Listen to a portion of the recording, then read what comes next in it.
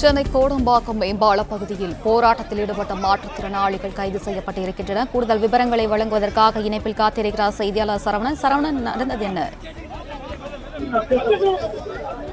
கோடம்பாக்கம் மேம்பாலத்துல தற்பொழுது பார்வை மாற்றுத்திறனாளிகள் தொடர்ந்து போராட்டத்தில் ஈடுபட்டு வருகிறார்கள். 30 நிமிடங்களுக்கு மேலாக போராட்டம் நடத்தி வருவதனால இந்த பாலத்தினுடைய ஒரு பகுதியும் மற்றொரு பகுதி ஆற்காடு சாலையில வடபழனியிலிருந்து வரக்கூடிய வாகனங்கள், அதே போல இங்கிருந்து வள்ளூர் கோட்டத்திலிருந்து செல்லக்கூடிய வாகனங்கள் என 1 கிலோமீட்டர் தொலைவிற்கு மேல் நீண்ட வரிசையில் வாகனங்கள் இருக்கின்றன. இதனால் காவல்துறையினர் முதல்ல இந்த பார்வை மாற்றுத்திறனாளிகளிடம் பேச்சுவார்த்தையில் ஈடுபட்டார்கள்.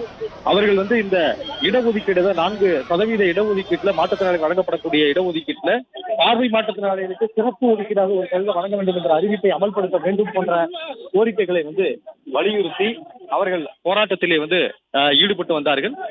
இன்றைய தினமும் அதே கோரிக்கையை வலியுறுத்தி அவர்கள் சாலை மறியல் போராட்டத்திலே தற்பொழுது ஈடுபட்டு வருகிறார்கள்.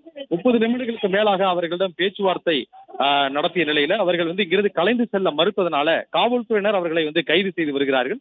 மாநகர பேருந்து வரவழைக்கப்பட்டு அவர்களை இங்கிருந்து வலுக்கட்டாயமாக கைது செய்து இங்கு காவல்துறையினர் கொண்டு செல்கின்றனர். பலர் இந்த மாற்றுத்திறனாளிகள் போராட்டத்தில் ஈடுபடக்கூடிய மாற்றுத்திறனாளிகள் ஒருவர் கைகளை கோர்த்து கொண்டு அவர்கள் சாலையிலே படுத்து அவர்கள் போராட்டத்தில் ஈடுபட்டார்கள்.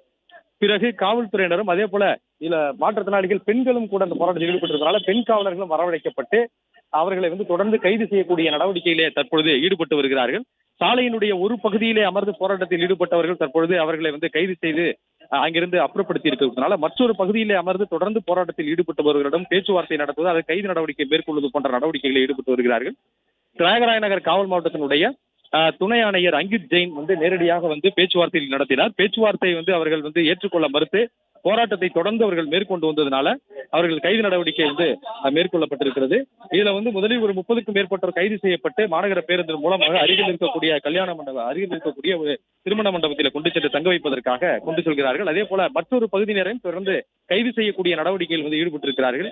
இங்க நீண்ட வரிசையில காவல்துறையினர் வாகனம் உட்பட பல்வேறு இடங்கள் ஆங்காங்கே வாகனங்கள் நிற்பதனால காவல்துறையினர் பலரும் இந்த பகுதிக்கு போராட்டம் நடைபெறக்கூடிய இந்த பகுதிக்கு வர முடியாதது. எனவே நீண்ட தூரம் அவர்கள் நடந்தே வந்துதான் தற்பொழுது இந்த போராட்ட கைது நடவடிக்கை மேற்கொண்டிருக்கிறார்கள்.